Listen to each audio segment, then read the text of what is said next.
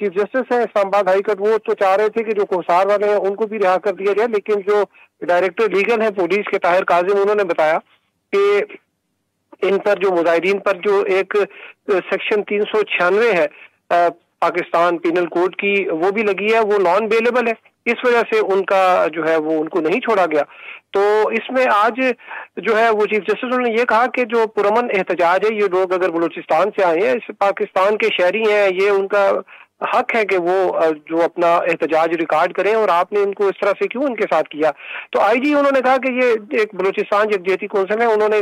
तकरीबन एक माह से ये प्रेस क्लब के सामने इन्होंने टेंट लगाए हुए और वो बैठे हुए, हमने उनको नहीं रोका। लेकिन जब ये रात को आए हैं ये मुजाहिदीन, तो इन लोगों ने फिर ये रेड जोन में जबरदस्ती दाखिल होने की कोशिश की, और वहां पर इन्होंने पुलिस के जो अफराद हैं उन पर इन्होंने पत्थर मारे और लाठी वगैरह भी थी इनके पास। उन्होंने कहा जवाब में हमने कोई वाटर कैनन वगैरह यूज की, और इस वजह से जो वहाँ पे अफसरान भी जख्मी हुए, कुछ वहाँ पे कहते हैं कि जो डैमेजेस हुई है पब्लिक प्रॉपर्टी इस वजह से, इनके खिलाफ वो दफात भी लगी हैं जो कि तरनोल में नहीं लगी। तो जो तरनोल में जो उन्होंने छोड़े हैं लोग, वो तो तकरीबन